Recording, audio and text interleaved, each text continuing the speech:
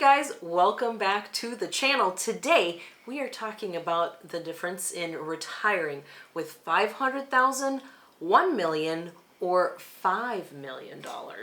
Yeah, this is a question that we get all the time, is how much money do I need to actually retire? And we're going to shed some light on that. Actually, what it would look like if you retired with all these different amounts of money. And in a lot of cases, you may be surprised because the quality of life can be similar if you make certain choices. And we're dealing with some different aesthetics and location that's going to decide how this plays out. You know, we talk a lot about retiring in America. It's the same type of thing. Consider if you tried to live the same lifestyle in Indiana versus California, you could do it on about half the income in Indiana versus California. Yeah, absolutely. I think location, as they always say, location is key. And that's what's going to play big into the differences between 500,000, a million, and 5 million. And we're going to break that down a little bit more now. Yeah, so first a few ground rules we're going to go over, and we're assuming that you have all this money, this 500,000, million, or 5 million, in a nest egg, in a retirement account or a stock account.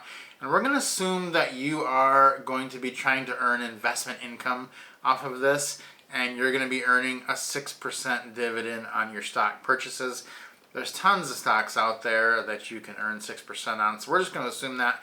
But that you're not drawing down any of the money, so you're not lowering how much money you have in your account. You're just living off the dividends, because a lot of people are going to do this at a young age, and it's not always wise when you're 45 or 50 to start reducing the capital that you have. You want that to keep growing, which is what we're doing in this whole time frame that we've been doing this now for 6 years.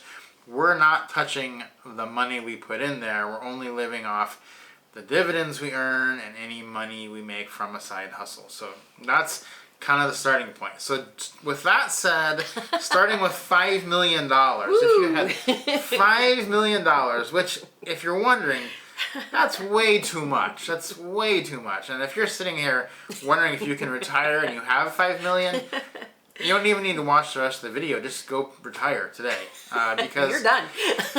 you can make $300,000 per year in dividend income without even touching your $5 million. That's $25,000 per month. And you can basically live anywhere and do anything. I can't think of a single place that we've been where you could not live comfortably on $25,000 a month. 25,000 is wild. I mean, you'd have to really be trying and have to have the best of everything, eat at the most expensive hotels or at the most expensive restaurants, wear the most expensive clothing, drive a very expensive car, and stay in a very expensive place. It is what it's going to boil down to.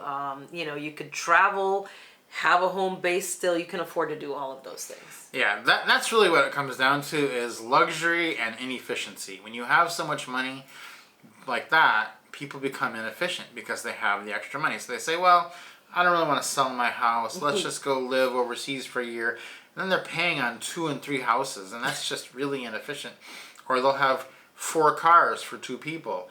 Like, what is the point of that? And so, you know, I guess if you had the money, that's fine, but you shouldn't be working extra just to earn the money to have 4 cars for 2 people. That's ridiculous. So a lot of the decisions at that point are just aesthetic. It's, do I want to have a $100,000 car versus a $40,000 car? And what does the label on my jeans say? That really is all it is. Because you can really live any way you want. Now, as far as end-of-life care in this category, it's not going to be a problem. You can spend the last years of your life in an upscale facility in the U.S.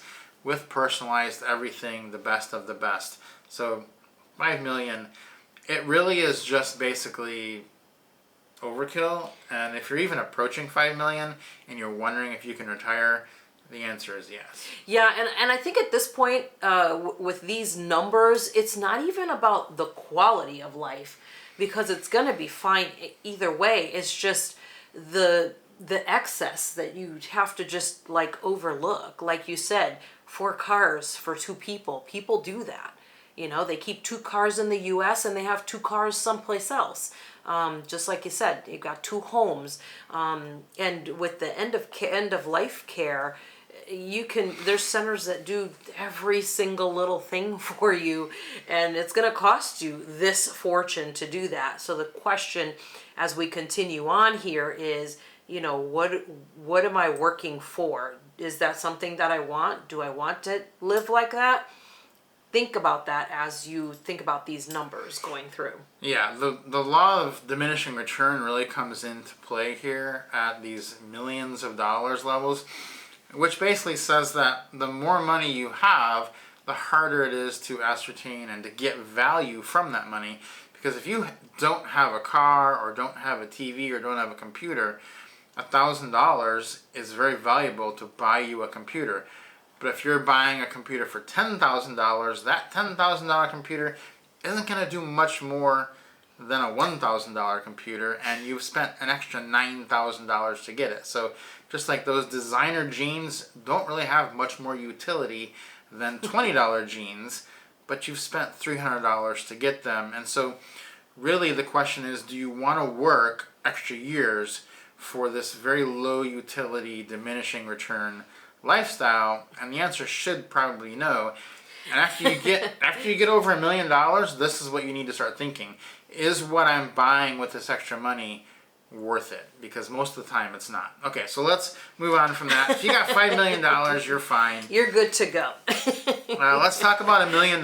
So at $1 million, you could invest that in, again, dividend paying stocks. If you were getting a 6% dividend, you would be getting $60,000 per year or $5,000 per month. Okay, this is starting to become more interesting now.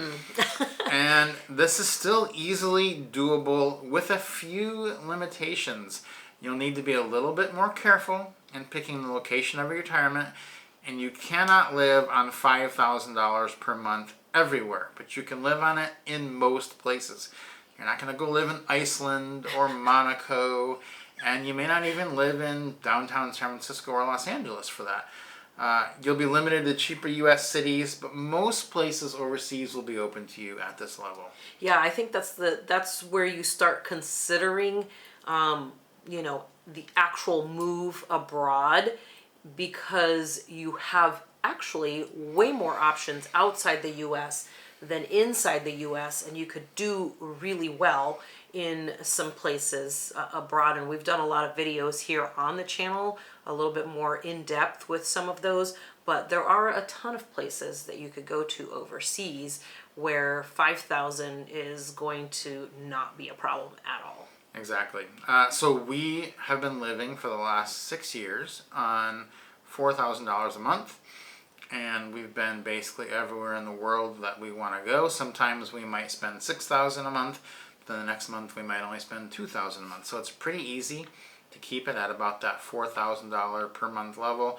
And so if I had $1 million and we wanted to retire, and we could draw $5,000 worth of dividend income per month, we'd still probably just live on the $4,000 and let that extra $1,000 just keep accruing, because you don't need it. You don't need that. I mean, we've been in Japan, we've been all over Europe, we've been to Iceland, we've been to Norway. You can do all these, you just don't want to do them for the full year, because when you go to Vietnam, when you go to Thailand, when you go to Indonesia, you're going to be living more on $2,000 or $3,000 a month, still at a very high rate. So your money can accrue while you're at this level. Yeah, and at this level, we've even added in doing things like cruises as well, especially, repositioning ones. So you're on a cruise ship for like 2 weeks. We've even, put them together and lived on cruise ships for 45 days or more. There's a lot of options really at this point here that, there's just a lot opened up, really, if you consider more out of the box type things. Yeah, exactly. We've lived on cruise ships for a month for under $5,000, so that's easy to do. Your end of life options will be plentiful overseas. You could stay just about anywhere and have good care and have facilities, 24/7. If you go back to the U.S. on that money, it may be tougher to find something for that budget, but remember that we're not drawing down our money. You'll still have your $1 million, which at the end of your life will be more than enough if you start drawing down at that point to pay for whatever care you want. So it is really still not a problem at all at $1 million. If you are at that level or that's what you're trying to get to, go back and look at some of our old budget videos and you can see exactly what we spend in each country and the kind of lifestyle, the kind of apartments we're living in. It's pretty nice. So I think that's that's where you start to question. A lot of people say, I've got $1 million, but they're telling me I need $3 million and I got to work another 5 to 10 years to get that. I'm not sure that's worth it at that point because you're throwing away your life in your 50s and 60s if you don't like your job. Now, if you love your job, that's a different story. But if you don't, if you're not happy, do you really want to work for that extra $1 million and what will it get you? Yeah, because the fact of the matter is that you don't really have to give up a lot of that quality of life, like the true quality of life in this range. You don't have to give a lot of that up. Like I said, the only thing you have to do is think a little bit outside the box, not even too crazy here, because we're not talking about living in hostels and, eating only street food and, eating pasta and rice always. There's a ton of options in this range if you step outside the box just a little bit. All right, now we're going to move on to retiring on $500,000, which would be $30,000 per year of dividend income or $2,500 per month. Okay, this is what a lot of people want to hear about, so let's dig in. And this one can sound crazy. People are going to say, this is crazy. But you have to realize, when you think this sounds crazy, you're comparing yourself to everyone around you and the income that they have. You're not comparing yourself to the world at large. And if you're an American, like we are, this is very problematic because everyone around you has more money than most other people. And half the population of the entire world lives on less than $2,500 per year, not per month, per year. So living on $2,500 per month is relatively easy if you're willing to make sacrifices in location, and you really won't even need to sacrifice the standard of living. Yeah, I think that's the big thing is you're going to step outside of the box a little bit farther than you did in the bracket above, but you're still not having to give up that quality of life. As you'll note the theme here in all of these brackets, you still have a good quality of life. You're not having to give up a lot of things. At that $2,500, there's still a ton of amazing options for you around the world. You just have to be okay with it being generally outside the U.S. Yeah, you're going to be limited now to cheaper countries. You're going to be looking at Thailand, Vietnam, Mexico, Colombia, Indonesia, Ecuador, places like that. The good news, though, is those are the countries we would most want to live in anyway after traveling the entire world. So, we're actually filming this, from one of those countries right now. So that is where most people end up wanting to go because those countries are so amazing. And now your end-of-life care in this price point, it's probably going to need to be done in one of those foreign countries, but it's still going to be very easy to get that done because it is very cheap to do. In fact, we're having videos on this channel about that. Take a look at that. You could even go back to the U.S. and find a reasonable care. You're not going to probably be in California. But remember, you still haven't drawn down your $500,000, so you still have that. So you can still dip into that if you need to. Later in life. Yeah, I think that's the beautiful thing, honestly, about breaking down all of these is that you're not even digging into what you've reserved. So I think that's the big thing here is that you're not dipping into any of these, so you still have that amount left. Yeah. So even at the $500,000 point, you're living off the $2,500 from the dividend. You still have that 500,000. So you still have that backup. It's not like you're eating into it this whole time. If you're smart about it, you don't have to do the 5 million. You don't have to do 3 million, a million. 500,000 is very doable. It's scary, like you said, and it may sound crazy at first, but it is absolutely doable if you make some, at this point you'll have to make little, little concessions, really. Not, I wouldn't call them sacrifices, but concessions about certain things. But there's still just so many options that I still think it's such a great idea. Yeah, like for instance, the apartment we're in right now that we're filming this from, this is a $600 a month apartment. It's not huge, but it's got everything we need. It's got, there's really nothing that it lacks. And we've stayed in several apartments that are $400 to $500 a month that are easy. Now, when we do this, our budget for this month is probably going to be under $3,000 because we're still eating out and we're traveling and doing all this stuff. But it's not very difficult. And people, I think, that are in America, they don't understand how cheaply you can live in other countries. When we're in Vietnam, we basically do whatever we want, and we usually spend about $2,500. But that is with, like, we tried one month to see how much we could spend, and I think we came in at right at $2,500.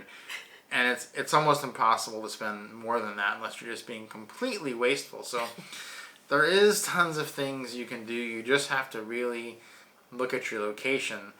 But the thing is, again, you're not touching your investment. And you also have to think you do have the chance at picking up some side hustles, doing some consultant work. We started doing this based on this, and then we started our YouTube channels, and now we make well more than what we needed to do. I mean, I think we published videos in here where, on average, we're making $20,000 a month doing YouTube and other things. We still just live on the $4,000 because you don't need to spend more. And anything you make can just add to that nest egg later in life. So it's really a great situation. Yeah, I think that's what's so crazy about the 5 million number. I find 5 million even crazier than discussing the 500,000, because Yes. the 5 million is so far over kill that it's not even like, it doesn't even register my brain. My brain has a hard time thinking, why in the world would I give up that much of my time for that much more money, and it's not going to really change my life at all. If you've saved up that much, then you probably did pretty well already. So you're not really gonna have to change your life that much anyways. You don't need the 5 million. 5 million is just wild to me. Yeah, the danger for most people is that they're going to work too long instead of enjoying the last part of your life. We've already seen this. We've had tons of people tell us this who didn't retire until they were 70. They said, oh, we wish we'd done that. We ended up with way too much money, and we didn't get to do anything we wanted to do, or they ran into health problems. And, for us, we did a lot of the things that we wanted to do. Basically everything we've ever wanted to do, we did in the last 5 years. And now we're in our early 50s, and we're already starting to feel like some of those things that we did 5 years ago would be much more difficult now, and certainly 10 years from now would be very difficult. So if you wait well into your 60s just to collect that $3, $4, $5 million, it's going to take things off the table that you either won't be willing to or wouldn't be physically able to do. And it's just a mistake because you're trading in for that security blanket. But your security blanket nowadays is the fact that the whole world is open to you. You don't just have to stay put anymore. Yeah, it's just amazing when you take that into consideration and you start getting out here and you start seeing the world and you start seeing how people like you are living in other places really well, really comfortably. And it just really opens up your eyes to the whole thing and to that whole, how much of your time are you willing to trade in? These are your best years right here. Do you want to give those up for, 4 cars? We have none. We have 0. And we're actually rarely in a car because we're in a lot of places where there's, easy public transportation, super safe, super clean, super easy, very inexpensive to, hop on a train in Bangkok and get from one place to the other. And I don't have to set foot into a car and have to sit in traffic. I definitely don't have to, navigate that by driving in these places. It's way better, and honestly, even hiring a private driver is incredibly inexpensive, way cheaper than if I have to try to get a car and manage it and maintain it and, everything that goes with it. So just really think about those things. Think about that quality and what the differences are. When you really think about it, there isn't that much of a difference in the quality of your life between these three different numbers that we've talked about today. Yeah. Yeah, so it's interesting because we started this journey in this lower category. And we said, we're going to go check out Thailand, Vietnam, Mexico, Colombia, all these. And then somewhere along the line, we started getting a lot more money. And now we have the money to be in several higher categories than what we talked about here. But we still choose to live mostly in Vietnam, Thailand, Mexico, Colombia, because it's just better. And so you're not really giving anything up. We could live wherever we wanted right now. We could go back to the States and live in California. We could get a house in LA. We just really prefer this. And so maybe you're saving all that money for nothing because you would prefer this. So I think the thing you need to do is go find out. It's important to go take some trips, do some exploratory research, find out, what do I actually like? Because if you like the things that are cheaper, then maybe you really don't need to work all those years. And that's going to be an important realization in your life. So if you want to find out, see some of the apartments we've been to and what they are, we do have some members-only videos on the channel. There is a link to join the channel in the description.